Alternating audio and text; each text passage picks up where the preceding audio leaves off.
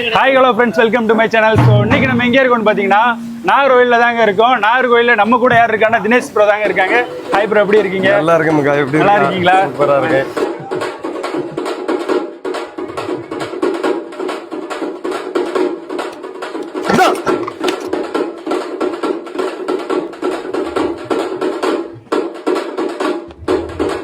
அண்ணே வந்து பாத்தீங்கன்னா டிடி குக்கர்ஸ் அப்படிங்கிற ஒரு கேட்டரிங் வச்சு பயங்கரமா வந்து நடத்திக்கிட்டு இருக்காங்க. வணக்கம். இன்னைக்கு பார்த்தீங்கன்னா கன்னியாகுமரி ஸ்டைலில் நம்ம கோயில் ஃபங்க்ஷனில் ஒரு 1000 கிலோ பன்னி இறைச்சி ரெடி பண்ணிட்டு இருக்கோம். ஒரு 350 கிலோ மட்டனுமே ரெடி பண்ணிட்டு இருக்கோம். ஃபுல் வீடியோ பாருங்கள்.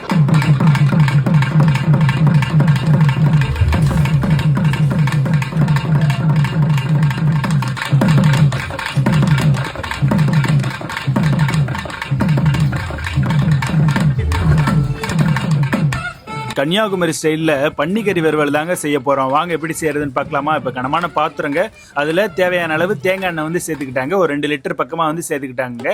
இது கூடவே வந்துட்டு நல்ல வாசனை கொடுக்கக்கூடிய ஒரு கைப்பிடி அளவுக்கு பட்டை வந்து சேர்த்துக்கிட்டாங்க, சுருள் பட்டை. இது கூடவே நம்ம சாதி பத்திரி வந்து ஒரு கைப்பிடி அளவுக்கு சேர்த்துக்கிட்டாங்க. இப்போ இது கூடவே ஏலக்காய் வந்து சேர்த்துக்கலாங்க. ஏலக்காய் சேர்த்ததுக்கப்புறம் கல்பாசி வந்து சேர்த்துக்கிறாங்க. கல்பாசி சேர்த்ததுக்கப்புறமா இது கூட ஸ்டார் பூ வந்து சேர்த்துக்கலாங்க. ஸ்டார் பூ சேர்த்து இது கூடவே கிராம்பு வந்து ஒரு கைப்பிடி அளவுக்கு சேர்த்துக்கலாம். கிராம்பு சேர்த்ததுக்கப்புறம் ஜார்ஜிய ரகம் எடுத்துருக்கோங்க, அதையுமே இது கூட வந்து சேர்த்துக்கலாங்க. சேர்த்துட்டு தேவையான அளவு பச்சை மிளகா, ஒரு 3 கைப்பிடி அளவுக்கு பச்சை மிளகா வந்து சேர்த்ததுக்கப்புறம் இது கூடவே ஒரு கைப்பிடி அளவுக்கு கருவேப்பிள்ளை வந்து சேர்த்துக்கலாங்க. கருவேப்பிள்ளை சேர்த்துட்டு ஸ்லைஸாக கட் பண்ணி வச்சுருக்கோம் பெரிய வெங்காயம், ஒரு 20 கிலோ இருக்குங்க. அந்த வெங்காயத்தை எல்லாமே இப்போ வந்து ஆட் பண்ணிக்கலாங்க. ஆட் பண்ணிவிட்டு நல்லா அந்த எண்ணெயிலே வந்து வதக்கி விடலாம். வெங்காயம் நல்லா வதங்கி வரட்டும். வதங்கி வந்ததுக்கப்புறம் இப்போ நம்ம ரம்பா இலை வந்து சேர்த்துக்கலாங்க. ரம்பா இலை வந்துட்டு கன்னியாகுமரி நாகர்கோவில் சைட்லாம் வந்து பார்த்தீங்கன்னா வீட்டிலேயே ரம்பா செடி வந்து வளர்த்துட்டு இருப்பாங்க. இந்த பிரியாணி செய்யும் போது, இந்த மாதிரி வறுவல் செய்யும் போதெல்லாம் ஆட் பண்ணிக்கலாங்க. நல்ல ஒரு மனமா ஃப்ளேவர் ரொம்பவே சூப்பராக இருக்கும். இப்போ ரம்பா இலையுமே சேர்த்து நல்லா வந்து அந்த எண்ணெயிலே வந்து வதக்கி எடுத்துக்கலாங்க. வதக்கி எடுத்ததுக்கப்புறம் இப்போ நம்ம பன்னிக்கறி வந்து கட் பண்ணி வச்சுருக்கோங்க. எந்த சைஸ் தேவையோ அந்த சைஸுக்கு வந்து கட் பண்ணி வச்சுருக்கோம். இப்போ பன்னிக்கறியுமே சேர்த்து அந்த எண்ணெயிலே வந்து நல்லா வந்து வதக்கி விட்டுக்கலாங்க. பாதி கறி போட்டு நல்லா அந்த வெங்காயத்து கூட நல்லா மிக்ஸ் பண்ணி விட்டதுக்கப்புறமா மீதி கறியை வந்துட்டு சேர்த்துக்கலாங்க. இப்போ கிட்டத்தட்ட இது வந்துட்டு ஒரு 300 கிலோ அளவுக்கு இருக்குங்க. 300 கிலோ அளவுக்கு வறுவல் வந்துட்டு கோயில் திருவிழாவுக்கு தாங்க செய்கிறாங்க. இப்போ போட்ட கறி எல்லாமே வந்துட்டு வெங்காயத்து கூட நல்லா மிக்ஸ் பண்ணியாச்சுங்க. இப்போ மீதமுள்ள கறி எல்லாத்தையுமே வந்து கொட்டிட்டு மொத்தமாக வந்துட்டு நல்லா வந்துட்டு பெரட்டி விடணுங்க. அந்த வெங்காயத்து கூட நல்லா வந்து பெரட்டி விடணும். பன்னிக்கறி வந்து பார்த்தீங்கன்னா அந்த உடம்புக்கு அந்த சூட்டை வந்து தணிக்கும், ரொம்பவே நல்லதும் கூட. இந்த வண்டியை டிரைவர் ஓட்டுறவங்க, இந்த ஹீட்லேயே அந்த மிஷினரிஸ் பக்கம் வேலை செய்கிறவங்க, அந்த மாதிரி ஆளுங்களுக்குலாம் வாரம் நீங்கள் பன்னிக்கறி எடுத்துக்கிட்டிங்கன்னா நல்லா குளிர்ச்சியாக இருக்கும். அந்த மூலம் அந்த மாதிரி பிரச்சனை, சூடு, அந்த பிரச்சனைலாம் எதுவுமே இருக்காது. நிறைய பேர் பன்னிக்கறி வந்து சாப்பிடக்கூடாதுன்னு சொல்லுவாங்க, ஆனால் சாப்பிட்டா ரொம்பவே நல்லதுங்க. இப்போ நம்ம எல்லா பன்னிக்கறியுமே இதில் வந்து சேர்த்துக்கிட்டாச்சு. சேர்த்ததுக்கு அப்புறமா நல்லா வந்து மிக்ஸ் பண்ணி விடுறாங்க. 300 கிலோனால ஒரு 2-3 பேர் சேர்ந்தாதாங்க கிண்ட முடியும். இதை நல்லா வந்துட்டு பரட்டி விட்டதுக்கப்புறம் இந்த பன்னிக்கறிக்கு தேவையான அளவு தக்காளியுமே ஸ்லைஸாக கட் பண்ணி வச்சுருக்காங்க. ஒரு வெங்காயம் 20 கிலோனா 10 கிலோ அளவுக்கு தக்காளி போட்டுக்கிறாங்கங்க, அதில் பாதி அளவு மாதிரி. இப்போ வந்துட்டு தக்காளியுமே இதில் சேர்த்து நல்லா வந்து மிக்ஸ் பண்ணி விடுங்க.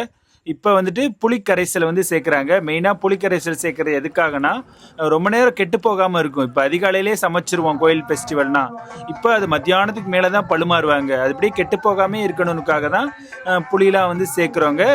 புளி சேர்த்தா ரொம்ப நேரம் கெடாமல் இருக்கும், வேறு எதுக்கும் கிடையாது. இப்போ வந்துட்டு புளியுமே சேர்த்துட்டு நல்லா வந்து மிக்ஸ் பண்ணி விட்டுக்கலாங்க. புளி தண்ணி அளவுன்னு பார்த்தீங்கன்னா ஒரு 1/2 கிலோ புளி இருக்குங்க. 1/2 கிலோ புளி எடுத்து கரைச்சி சேர்த்துக்கிட்டாங்க. நல்லா வந்துட்டு வடிகட்டி ஃபில்டர் பண்ணி சேர்த்துக்கிட்டாச்சு. சேர்த்ததுக்கப்புறமா நல்லா வந்துட்டு மிக்ஸ் பண்ணி விடணுங்க. அந்த புளி தண்ணியோட எல்லா கறியுமே படுற மாதிரி நல்லா வந்து மிக்ஸ் பண்ணி விட்டுக்கிட்டாச்சு. இப்போ நம்ம பன்னிக்கறி வறுவலுக்கு தேவையான அளவு உப்பு வந்து சேர்த்துக்கிறாங்க. ஒரு 1 கிலோ அளவுக்கு உப்பு வந்து சேர்த்துக்கிட்டாச்சுங்க. உப்புமே சேர்த்ததுக்கப்புறம் நல்லா வந்து பரட்டி விடுங்க. கறியில் எல்லா கறியிலையுமே உப்பு படுற மாதிரி பரட்டி விட்டுக்கிறாங்க. இது கூடவே நம்ம வந்துட்டு ஒரு மஞ்சத்தூள் வந்து சேர்த்துக்கிறாங்க. மஞ்சத்தூள் எவ்வளோ இருக்குன்னா ஒரு 300 கிராம் அளவுக்கு சேர்த்துக்கிறாங்க. மஞ்சத்தூளுமே சேர்த்து நல்லா வந்து மிக்ஸ் பண்ணி விடுங்க. பொதுவாகவே வந்துட்டு இந்த தென் தமிழகம் சைடு தான், அந்த கன்னியாகுமரி, நாகர்கோயில், இந்த மாதிரி திருநெல்வேலி திருநெல்வேலி சைடு தாங்க. வாரம் வந்துட்டு பன்னிக்கறி வந்து வீட்டில் வந்து சேர்த்துப்பாங்க. நம்ம எப்படி சிக்கன் மட்டன்லாம் சேர்க்குறோமோ அதே மாதிரி மஞ்சத்தூள் உப்பு கூட கறி நல்லா வெந்து வந்துருச்சு. இப்போ வந்துட்டு இஞ்சி பூண்டு பேஸ்ட்டு தேவையான அளவு வந்து சேர்த்துக்கிறாங்கங்க. இஞ்சி பூண்டு பேஸ்ட் வந்துட்டு இஞ்சி ஒரு கிலோ, பூண்டு ஒரு கிலோ மெஷர்மெண்ட் இருக்குங்க, பார்க்குற அளவு வச்சு சொல்கிறேன். இப்போ அதுவுமே சேர்த்ததுக்கப்புறம் இதில் வந்துட்டு தேவையான அளவு மல்லித்தூள், மிளகாத்தூள், சீரகத்தூள், சோம்புத்தூள், மட்டன் மசாலா, அது கூடவே கறி மசால் தூள், இது எல்லாமே வந்துட்டு மிக்ஸ் பண்ணி சேர்த்துக்கிறாங்கங்க. என்னென்ன மசாலான்னு திரும்பி சொல்கிறேன், நோட் பண்ணிக்கோங்க. மட்டன் மசாலா, கறி மசாலா தூள், மிளகுத்தூள், சீரகத்தூள், சோம்புத்தூள், மல்லித்தூள், மிளகாத்தூள், இது எல்லாமே வந்துட்டு மொத்தமாக வந்துட்டு சேர்த்து இந்த மாதிரி பிரட்டிக்கிட்டே இருக்க வந்தாங்க. மசாலாஸ் எல்லாமே சேர்த்து கைவிடாமல் கிண்டிக்கிட்டே இருக்காங்க. ஏன்னா வந்துட்டு தண்ணி எதுவுமே ஊற்றி நம்ம வந்து வேக வைக்க மாட்டோம் பன்னிக்கறியை. டைரெக்டாகவே அதுலேயே வந்துட்டு இந்த எண்ணெய் மாதிரி ஃபார்ம் ஆகி வருங்க, அதிலே வெந்துடும். இப்போ இன்னும் கொஞ்சம் தேவையான அளவு உப்பு, இன்னும் ஒரு கிலோ உப்பு வந்து சேர்த்துக்கிட்டாங்க. உப்புமே சேர்த்து நல்லா வந்துட்டு மிக்ஸ் பண்ணி விட்டுக்கலாங்க. இதில் அடுத்த ஒரு 10 நிமிஷம் அந்த மசாலா கூட கறி வந்து நல்லா வெந்து வந்துருச்சுங்க. ஒரு 20 நிமிஷம் நல்லா வெந்ததுக்கு அப்புறமா இப்போ கை நிறையா வந்துட்டு மல்லி இலை, புதினாவுமே வந்துட்டு பொடி பொடியாக கட் பண்ணி வச்சுருக்காங்க. இப்போ அதையுமே இது கூட வந்து சேர்த்துக்கலாங்க. மல்லி, புதினா வந்து சேர்த்தாச்சுங்க. அதுக்கப்புறமா நம்ம வந்துட்டு கருவேப்பிலையுமே இப்பயுமே வந்து சேர்க்குறாங்க. இப்போ நம்ம கருவேப்பிலையுமே உருவி வச்சுருந்தோம். மல்லி, புதினாலாம் நல்லா அதிகமாக சேர்க்கணுங்க, அப்போ தாங்க நல்ல ஒரு வாசனையாக நல்லா டேஸ்ட்டாக இருக்குங்க. இப்போ மல்லி, புதினாமே சேர்த்து நல்லா வந்து மிக்ஸ் பண்ணி விட்டுக்கலாங்க. இப்போ கருவேப்பிலை வந்து சேர்த்துக்கலாங்க, நல்ல ஒரு வாசனையாக இருக்கும். இந்த மாதிரி ஃபைனல் டச்சிலலாம் போடும்போது பயங்கரமாக இருக்குங்க இந்த மல்லி, புதினாவோட வாசனை எல்லாமே. இப்போ இதையுமே சேர்த்து நல்லா வந்து மிக்ஸ் பண்ணி விட்டுக்கலாங்க. நீங்கள் பன்னிக்கறி சாப்பிட்றத பற்றி என்ன நினைக்கிறீங்கன்னு சொல்லிட்டு கமெண்ட் பாக்ஸில் வந்து கமெண்ட் பண்ணுங்கள். இதோட நன்மை தெரிஞ்சாலும் நீங்கள் கமெண்ட் பாக்ஸில் வந்து கமெண்ட் பண்ணுங்கள். நிறைய பேர் வீடியோ பார்க்க வரவங்களாம் வந்துட்டு கமெண்ட் பாக்ஸ்லேயுமே வந்துட்டு கமெண்ட்ஸ் எல்லாம் ரீட் பண்ணி லைக் போடுறாங்க. இப்போ இந்த மல்லி, புதினா கூடலாம் நல்லா வந்து கறி வெந்துருச்சு. அடுத்து ஒரு 10 நிமிஷம் கழித்து வந்து பார்த்திங்கன்னா கறி எந்த அளவுக்கு வெந்திருக்குன்னு பார்க்குறோங்க.